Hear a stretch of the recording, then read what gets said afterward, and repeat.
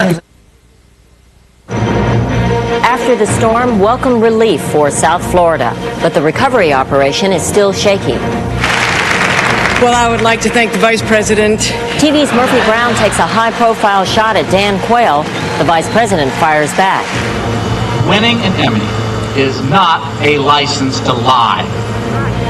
And in Los Angeles, new charges of racism in the Denny beating case. This time, the justice system is on trial. This is the CBS Evening News.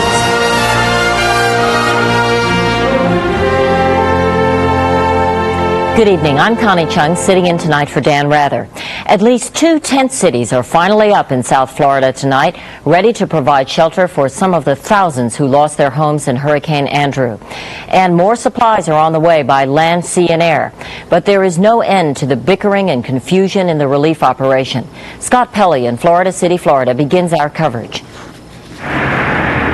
Today, thousands of tons of relief supplies sailed, flew, and rolled into devastated South Florida. It is the largest mobilization since the war, sent to cope with a disaster the size of which is only now becoming clear. Today, damage estimates range as high as $30 billion, and it now appears at least 85,000 homes are in ruins. How you doing? All right, how you doing? Okay, thank you.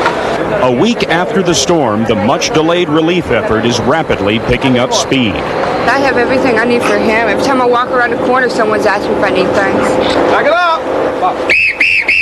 There are long lines, but at relief centers, supplies are now widely available, including food, water, clothing, and in this case, radios.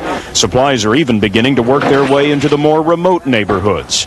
Now they're getting a lot more. It's like now they're bringing ice and water and food to the doors. God bless you guys. Delia Garner got a roll of roofing paper from a company giving away building materials. Makes me feel really good that humanity is still there. You know, there's sympathy.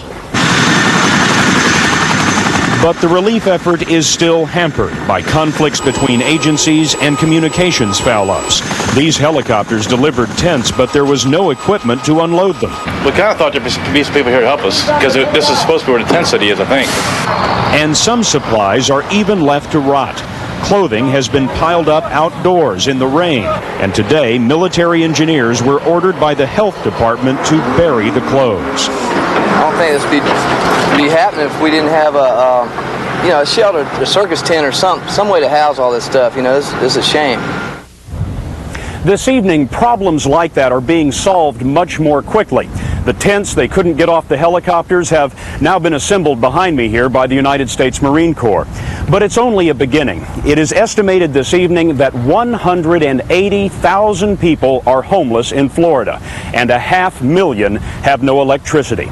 Earlier today in Washington, President Bush met with relief agency officials, building contractors, and insurance company executives. He has decided to make a second trip here to Florida and Louisiana tomorrow to have another personal look at the devastation caused by Andrew. Connie? Scott, specifically, what additional supplies arrived on those ships today? Well, the Navy weighed in today, Connie, with several large ships that docked in Miami.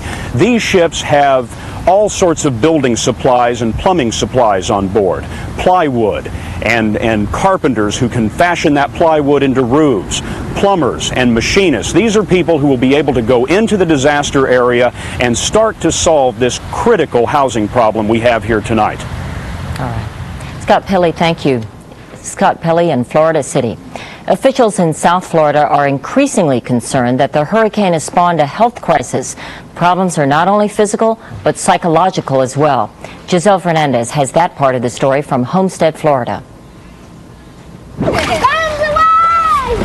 Stagnant water and backed up sewer lines in some of the most demolished neighborhoods of South Florida threatens to worsen an already alarming sanitation crisis.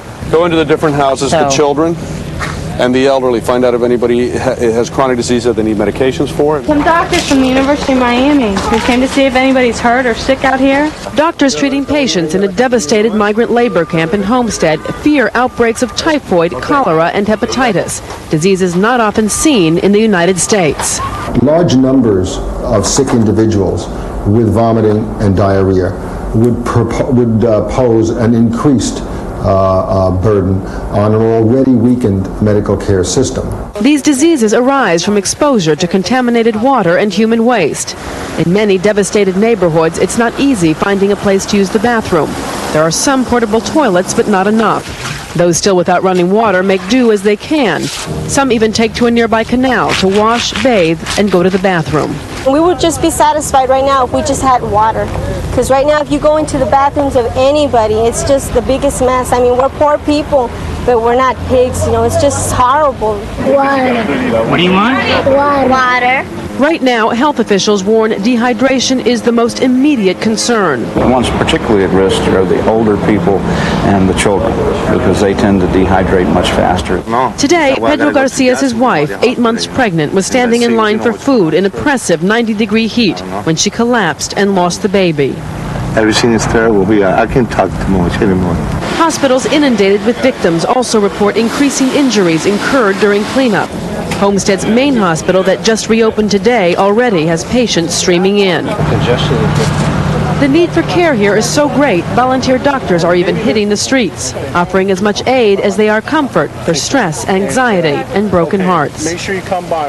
Unfortunately, this is massive devastation out here, and the patients here that I've seen are very depressed, very upset about losing their homes, and I think a lot of the problems stem from emotional upset.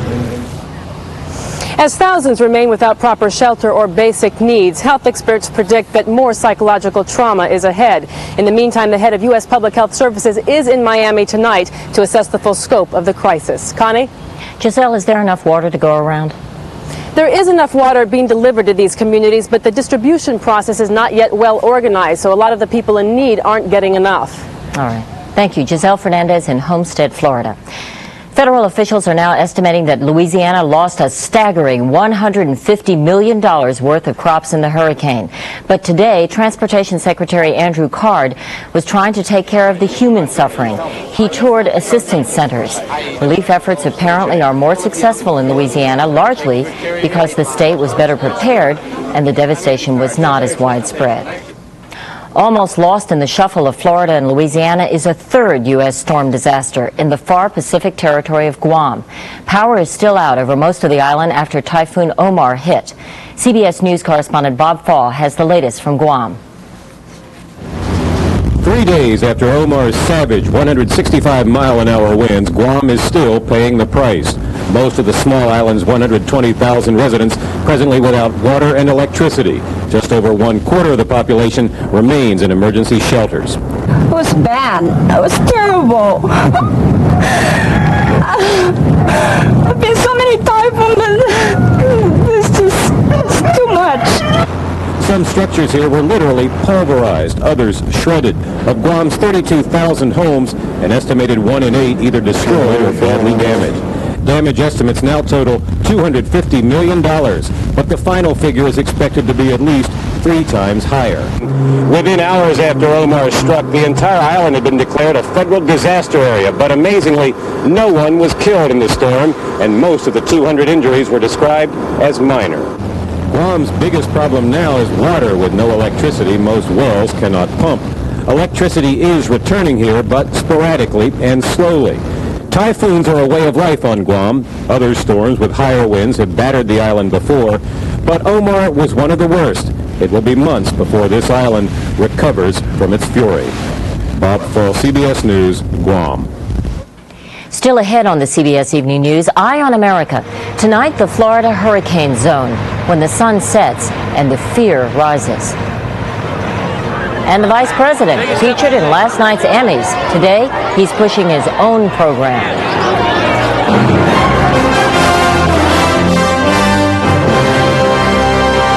Never seen nothing like it. I mean, Rusty Slade was an ornery sort. Always ate his old bran flakes just for fiber. But one morning, I gave him Kellogg's new complete bran flakes. Weren't the same. More than fiber, they had whole grain wheat. Flakes were new too, crispy, crunchy. Why, that Kellogg's complete bran flakes even had a better nutty taste. It was all so good, made Rusty smile. Almost. New Kellogg's complete bran flakes. Fiber and then some.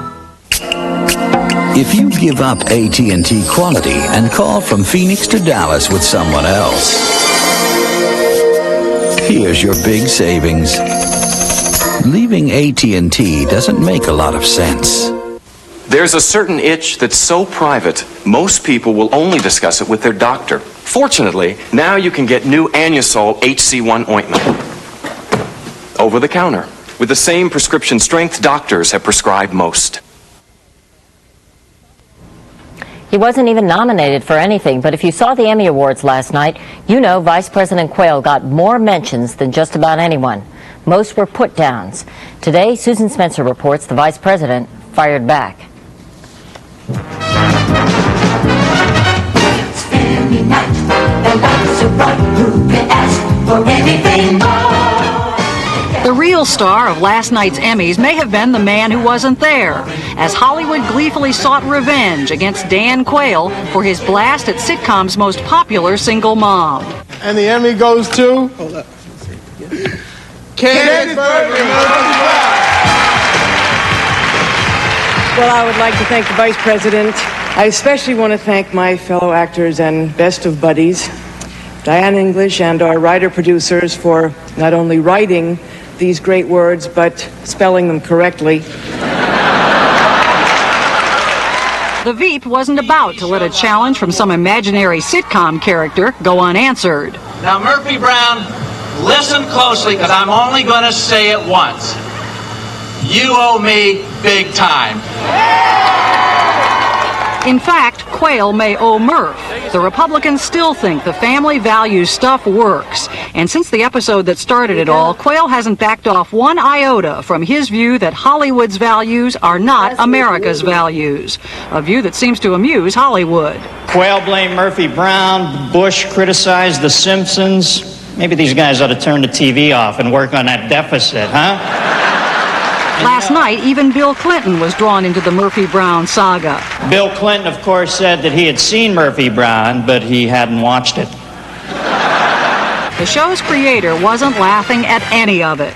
I would also like to thank, in particular, all the single parents out there who either by choice or by necessity are raising their kids alone. Don't let anybody tell you you're not a family. Last night, they said that I attacked single mothers. That is a lie.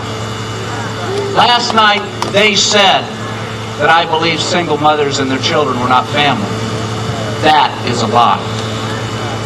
Winning an Emmy is not a license to lie. But it is a surefire way to have another season. And though the Vice President vows to continue on family values, there is some concern here over what turns the Murphy Brown plot may take. After all, Murphy still has to name the baby. Susan Spencer, CBS News, the White House. Stay with us now for more of the CBS Evening News, including the Los Angeles Battle of the Judges. Who will preside over the biggest trial since the riots?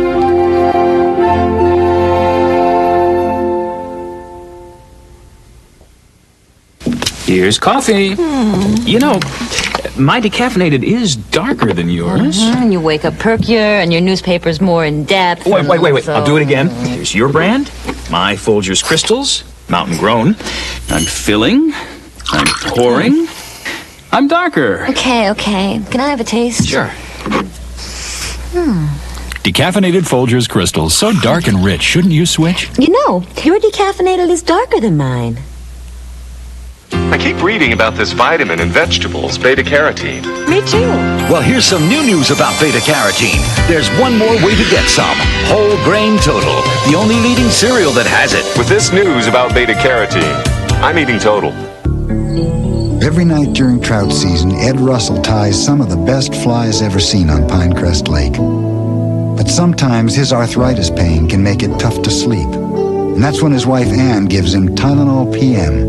Unlike ordinary pain relievers, it has extra-strength Tylenol pain reliever, plus a gentle ingredient to help him sleep, which is good news for Ed, but not for the trout population of Pinecrest Lake. Tylenol PM, it puts arthritis pain to rest. Oh, great. Just what my stomach needs. Here comes my obnoxious boss. Hi, Daddy. Oh, boy. Better make it Malox, because extra-strength Malox Plus neutralizes more acid than Mylanta. So you better make it Malox. That afternoon, they graduated. That night, they vanished without a trace. Have you seen them? An all-new 48 Hours Wednesday. An 11-day siege in Idaho is over. It ended quietly after a former Green Beret was brought in to act as a go-between at the mountaintop cabin where white supremacist Randy Weaver was holed up. Weaver finally surrendered late today with his 3 surviving children. Weaver's wife and son and a U.S. deputy marshal were killed in a shootout 10 days ago. Federal authorities have been after Weaver for months on gun-running charges. Another aftershock of the Los Angeles riots today. This time, it's about the coming trial of the black men accused of beating Reginald Denny, the white truck driver. As Bill Lagatuda reports, there are charges that racial politics played a role in selecting the judge. It was the most brutal image of the LA riots. A helpless white truck driver named Reginald Denny, nearly beaten to death by a group of black men. Today in court, the accused were assigned a judge who is white. And once again, the LA justice system was accused of being hopelessly biased. All I want is a judge who's not a racist and who's not prejudiced. You know and I know they're not going to get a fair trial. The race of a judge is not supposed to matter in any case, but in the past week it certainly appeared to. The defense lawyers refused this white judge after the district attorney refused this black judge who fought back, remembering the Rodney King verdict. My community was literally destroyed over the last case. And if I can preside over the Denny case and see that not happen, I'm prepared to do that. But though he denied it, the perception was that the DA didn't want a black judging other blacks. To make, frankly, intemperate suggestions that race has anything to do with it can only be counterproductive. Indeed, it can be destructive. Many believe the DA, at the very least, bungled the decision about the judge and in no way reduced the racial temperature that is still boiling here. To a lot of people, and especially in the African-American community, it's their perception that there are 2 justice systems. One black and one white, both separate and both unequal. Today, the judge who decided there will be no more judge shopping said it's time to move ahead. To get this trial underway, get it concluded, and let us all get about the business of making Los Angeles a place we're all proud to call home. In truth, there is much more at stake than just verdicts in the Denny beating case. In this wounded city, the system itself is on trial, with many hoping that justice in LA can be blind, or at the very least, colorblind. Bill Lagatuda, CBS News, Los Angeles. Coming up next on the CBS Evening News, after 20 years, an American chess whiz is back on board.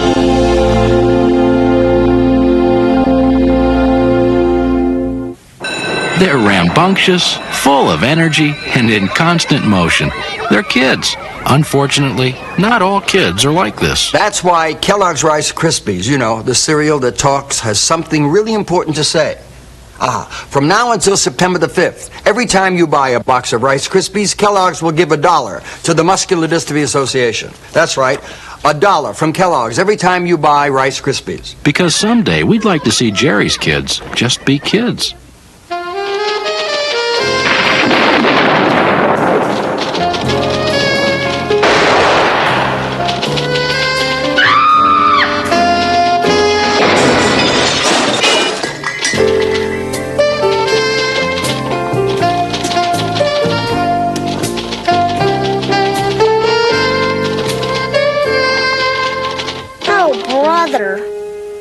Get Met. It pays. Why Centrum Silver? Because you're over 50 and you're just hitting your stride. Centrum Silver vitamins. Because the latest scientific research about changing nutritional needs after 50 is built in. Centrum Silver. It's a great time to be silver. It's night and day the difference Correctol makes when I'm irregular. Correctol is the gentlewoman's laxative that works predictably overnight. No wonder more women trust it. Correctol. Gently, predictably, overnight. The reality here shocked us. The reasons for it enrage us. Dr. Bob Arnott is back from Somalia with the story behind the starvation tomorrow on CBS This Morning. A new team of United Nations weapons inspectors has arrived in Baghdad a day after Saddam Hussein vowed to resist the Allied no-fly zone. As of last week, the Allies are barring Iraqi aircraft from southern Iraq. The UN team leader says he doesn't expect any problems on the latest inspection tour. For the second straight day, an artillery shell took a heavy toll in Sarajevo. The attack left at least 2 dead and 23 wounded. In a report today, a special UN human rights envoy put most of the blame for abuses in Bosnia on Serbian forces. Well, what a place to hold a high-stakes superstar chess match at a resort in what's left of Yugoslavia, less than 100 miles from the Bosnian Civil War. But in defiance of UN sanctions, it's scheduled to open tomorrow. Fisher Spassky, the sequel. More from Jacqueline Adams. It looks so calm, so non-violent, so free of stress, but it's not. It's like taking a 5-hour exam every day or something. You know? Chess, as played by the eccentric American Bobby Fischer and the wily Soviet Boris Spassky, has once again captured the world's attention and defined an era. Exactly 20 years ago, in Reykjavik, Iceland, they were cold warriors, and Fischer trounced his rival to become the world champion. Today, though, just 70 miles from the carnage that's engulfed Sarajevo, they're set to embody the new world order. Businessmen jousting for $5 million. When he played in Reykjavik, it was only $100,000 involved, and now he's in the millions. Fischer used to be the boy wonder and the bad boy of chess. Moody, a loner, then and now demanding minute changes to the lights and tables before he would play. 20 years ago, he was confident of victory against Spassky. He's not really much of a champion, but, you know, he's the best they've got. That's a big deal. And today, chess experts expect him to win again. People who watch him analyze, they all are saying that he is still the greatest. Why did Fischer emerge from retirement? Some say his fiancée urged him to go for the money. Some say he was jealous of younger rivals. Whatever the reason, U.S. officials have warned that Fischer could face hefty fines and even prison for violating both the United Nations and President Bush's sanctions against Yugoslavia. So why take the risk? Bobby Fischer, over the years, have been very friendly with a lot of grandmasters from Yugoslavia, and he have liked Yugoslavia because Yugoslavia was always a non-allied nation. Politics aside, chess enthusiasts are expecting a dramatic series of games. Only Fischer, they say, can see 16 moves ahead. To a great extent, I would say it would be a nostalgic match. It would be a repetition of their match of 20 years ago, which was certainly the climax, the greatest event of both lives. This match, they hope, will be just the teaser for the ultimate clash of the titans. Fischer versus the current world champion, Garry Kasparov. Jacqueline Adams, CBS News, New York.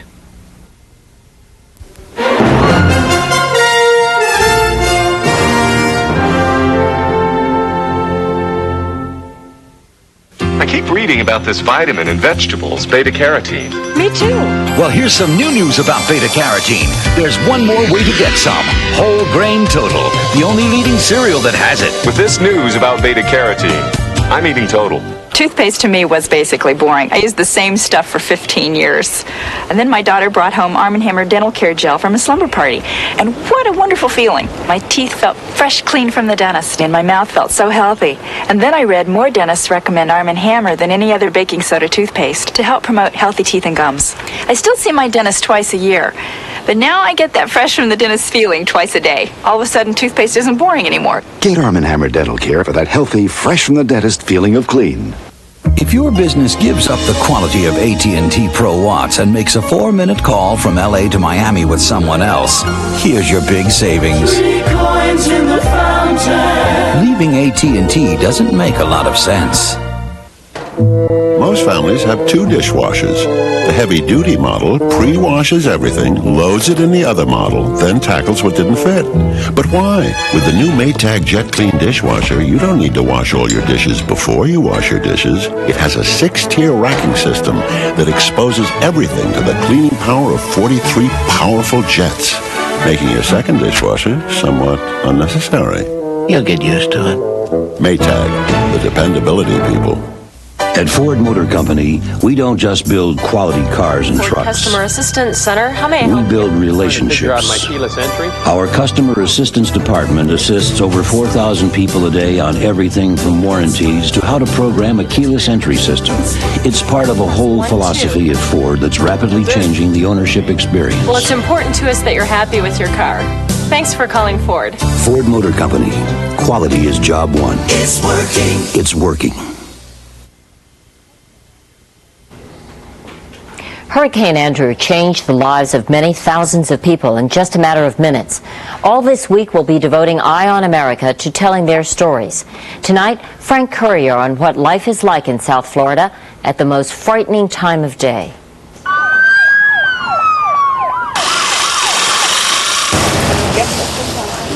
By day, in the week since the hurricane, tens of thousands of victims and volunteers swarm the storm-battered ruins of Andrew's disaster. The hardest part is the devastation. Everything you have is gone. But as curfew approaches and relief teams stream north towards Miami, an eerie stillness falls over neighborhoods stripped of light. At night, it's real frightening. It's just like being a kid scared of the dark. You hear gunshots from the distance. And a growing fear invades dark nights. We made it through the hurricane this far. We're not going to let someone just walk in and take what we have saved. I mean, we've been through hell, and I'm not about to let anybody walk with what we've got left. Byron Sackett guards with a shotgun his grandfather's gasoline generator, while John Volve stands watch with a Magnum over his mom's condominium. Who knows what they got, automatic weapon, we're scared for our lives here. What little they've got, they guard with their lives. Their house is now gone, and home is a tent. Want to get a sheet and dry it up? Yeah. I never pictured it would be this bad. Her mom, Kathy Kitts, her neighbors, their families bed down in the yard with pit bulls on a rope, shotguns cocked and ready. You get robbed out here every night. You don't watch out. Yeah, they know a lot of people's out of their houses and everything, so they take that opportunity to come in and just loot what they got out. In towns like Cutler Ridge, Homestead, Florida City, scared survivors lost in their own neighborhoods light up the night with bonfires. You got to remember where the streets are to find your house. You just got to remember the area, what it used to look like. And police are warning curfew violators they are at great risk, in cars or on foot. I'll be out there all night in the rain with a flashlight. I don't care. I'm protecting my wife and my kids. Fear of the darkness and anxiety over looting are so widespread since the hurricane that even the Homestead police chief takes home with him a semi-automatic rifle to guard his damaged property. We even feel it ourselves, those who live here, concerned about our own property, and I mean, it's there, and we're the police, so it can happen to anybody. You hear every little noise, and you listen to the dog. Like so many families, the Scott Kowalczyks would rather swelter by lantern light than abandon what little is left unprotected. The only way to look out is to open the door, and you get a little nervous opening the door. In a half-deserted neighborhood hit hard by looters last week, Danny Medine is the night patrol point man. Right over here, where they run through the people's backyards and everything. On these streets without names, everyone, some say, is an armed vigilante. We're not letting anybody in unless they have a driver's license and they live there. In South Florida, it is said, police and guardsmen now control the night. With worries not only about looters and everything else, but also residents knowing that we're in the area. The night, but not the fear. In Homestead, Frank Courier for Eye on America. And that's our news. I'm Connie Chung for Dan Rather. I'll see you again tomorrow night. Thank you for joining us and for all of us at CBS News. Good night.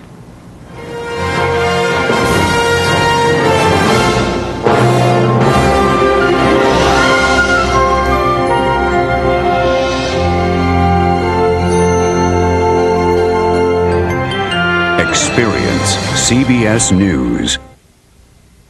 These are the faces of tragedy. Tens of thousands homeless without food or water.